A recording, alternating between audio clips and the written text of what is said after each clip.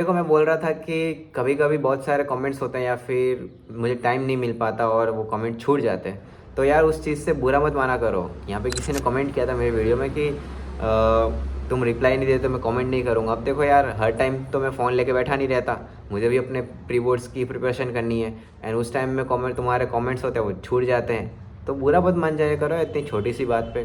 बाकी मैं ट्राई तो करता हूँ कि मैं हर कमेंट का रिप्लाई दूँ एंड उनकी हेल्प भी करूँ जो भी तुम्हें क्वायरी हो, ठीक है। बट चलो कोई बात नहीं, अभी तो मैंने उसका रिप्लाई दे दिया, शायद अब उसको बुरा ना लगा हो। वैसे आज की टू डू लिस्ट मैंने बना दी है, ये आज की टू डू लिस्ट मैंने बना ली है, तुम्हें दिखेगा नहीं। तो मुझे आज बीएस में पार्ट 2 में 2 चैप्टर फिनिश करना है, जिसमें से मैंने 1 चैप्टर कर लिया है। बीएस के पेपर सॉल्व करने हैं सेक्शन ए, जो भी मैं स्टार्ट करने वाला हूँ। अकाउंट्स में सेक्शन ए चालू करने वाला हूँ, क्योंकि जो मेरे आयुषी मैम है स्कूल में, उन्होंने बोला कि तू बुक करना छोड़ दे, अब तू पेपर सॉल्व करना स्टार्ट कर। तो अब उनकी बात तो माननी पड़ेगी, क्योंकि टीचर्स जो बोलेंगे उनको फॉलो करना ज़रूरी है। तो मैं अब पेपर सॉल्व करना स्टार्ट करूँगा, जिसमें मेन मैं फोकस करूँगा सेक्शन ए पे, क्योंकि 24 मार्क्स का आता है आई थिंक सो। तो उसमें मार्क्स नहीं जाने चाहिए। बाकी थ्योरी जो मतलब उसके बाद जो बड़े बड़े क्वेश्चन उसमें तो मार्क्स आ ही जाएंगे। उसके बाद इंग्लिश की पोएम और 1 चैप्टर हैंडबुक में से पढ़नी है। और जो एक कमेंट आया था मुझे, मैं यहाँ पे पिन कर दूंगा, उसने पूछा था कि बीएसटी में और शायद इको में या शायद आईडी में उसको आंसर लिखने में प्रॉब्लम आ रहा है। हेलो एवरीवन, कैसे हो सभी लोग। वेलकम और welcome back to the channel. I know आज थोड़ा लोकेशन थोड़ा चेंज है, क्योंकि जैसे मैं तुम्हें कल के वीडियो में बताया था लास्ट में कि एक प्रॉब्लम हो गई है। तो ये प्रॉब्लम यही थी कि गाड़ी में प्रॉब्लम हो गई है। प्रॉब्लम ये हुई कि 3-4 दिन से मैं स्कूल गया नहीं था, घर पे भी सेल्फ स्टडी कर रहा था। बट आज मैंने सोचा कि चलो स्कूल चलते हैं, देखते हैं स्कूल में क्या चल रहा है, कैसे रिवीजन चल रहा है, वो सब देखने गया। बट जैसे ही सुबह उठ के रेडी हुआ, गाड़ी में बैठा, सेल मारा, तो मैं तुम्हें अभी आवाज़ एक सुना दूंगा, वैसी आवाज़ आने लग गई थी।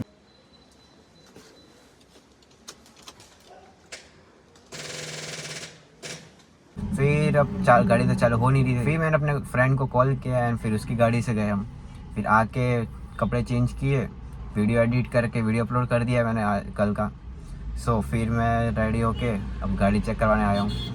अब पता चला कि गाड़ी में जो बैटरी है वो पूरी जा चुकी है। अब नई बैटरी डलवाई है, वापस बैटरी डाल के फिर मैं घर पे जाऊँगा और आज की टू डू लिस्ट बनाऊँगा, फिर पढ़ना स्टार्ट करना होगा। चलो जल्दी से अब ये बैटरी लेके तो आ गए, बैटरी चेंज करवाते हैं और घर पे जाकर पढ़ना स्टार्ट करते हैं। अभी मैंने बीएस में पार्ट 2 का फर्स्ट चैप्टर जो कि है फाइनेंशियल मैनेजमेंट वो फिनिश कर लिया, लेक्चर देख के सुनील सर का। अभी मैं पेपर सॉल्व करना स्टार्ट कर रहा हूँ। पहले मैं सेक्शन ए सॉल्व करूँगा तीनों साल के। अभी मैंने उठाया 2023-24, तो इसमें मैंने 2 क्वेश्चन तो सॉल्व कर दिए। वैसे फिर मुझे याद है कि वीडियो रिकॉर्ड करना है, फिर वापस कल की तरह हो जाए, मैं वीडियो रिकॉर्ड करना ही भूल जाता हूँ। बट नो प्रॉब्लम, अभी मैंने 2 क्वेश्चन तो सॉल्व कर दिए। तो अभी मैं 3 साल के पेपर उठाने वाला हूँ। उन तीनों पेपर्स में से सेक्शन ए कंप्लीट करूँगा। कुछ टाइम पहले मैंने एक वीडियो बनाया था जिसमें मैंने ये बताया था कि 1 हफ्ते में बीएस का पूरा सिलेबस तुम कैसे कर सकते हो। तो अगर किसी को बीएस में प्रॉब्लम आ रही है कि रिवीजन कैसे करें, तो तुम उस वीडियो को देख लेना। मैं आई बटन में या फिर डिस्क्रिप्शन में लिंक दे दूंगा उस वीडियो की, तो तुम वहाँ से देख सकते हो वीडियो, ठीक है। और हाँ, एक और कमेंट आया था इकोनॉमिक्स में कि इकोनॉमिक्स की तैयारी कैसे करें। अब देखो, इकोनॉमिक्स में मेन प्रॉब्लम शायद न्यूमेरिकल्स में ही आती है। लाइक मुझे इकोनॉमिक्स में थ्योरी थोड़ा बहुत समझ में आ जाता है, बट मेन प्रॉब्लम मुझे न्यूमेरिकल्स ही सॉल्व नहीं होते, क्योंकि इसमें इतने सारे फार्मूलाज होते हैं वो मुझे याद नहीं रहते। तो मैंने ये सोचा है कि शायद तुम भी उससे ट्राई कर सकते हो।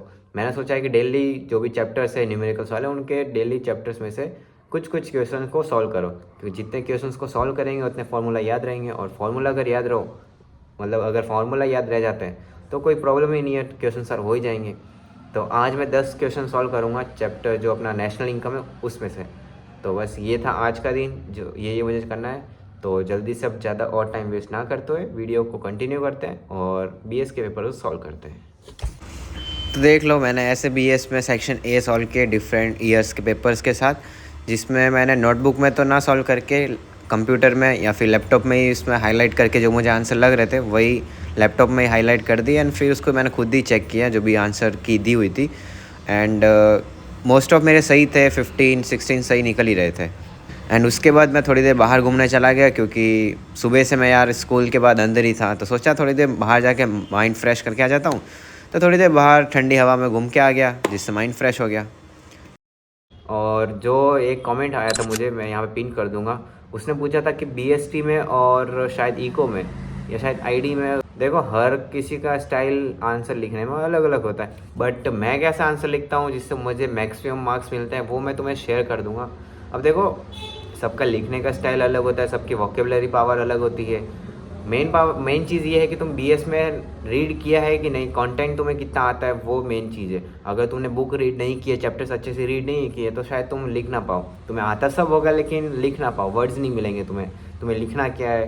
तुम पेज भर के आ जाओगे लेकिन अगर सामने एग्जामिनर को पॉइंट्स नहीं मिलेंगे तो वो गलती करने वाला है। तो देखो, मैं अभी तो सेक्शन ए सॉल्व करूँगा, बट कल या परसों में मैं सेक्शन डी जब सॉल्व करना स्टार्ट करूँगा, यानी जो लॉन्ग क्वेश्चंस होते हैं, तो जब मैं वो लिखना स्टार्ट करूँगा तो मेरे जो आंसर्स होंगे वो मैं तुम्हारे साथ शेयर कर दूँगा। अगर तुम्हें हेल्प हो रहे हो तो तुम देख लेना, ठीक है। या तो मैं कम्युनिटी में पोस्ट कर दूँगा, या फिर इस वीडियो में, मतलब नेक्स्ट वीडियो में जो भी मैं उसके बाद लिखने के बाद जो वीडियो डालूंगा जिसमें वो मेंशन करूँगा, उसी में मैं वो अटैच कर दूँगा, तुम वहाँ से रेफ़र कर सकते हो, ठीक है।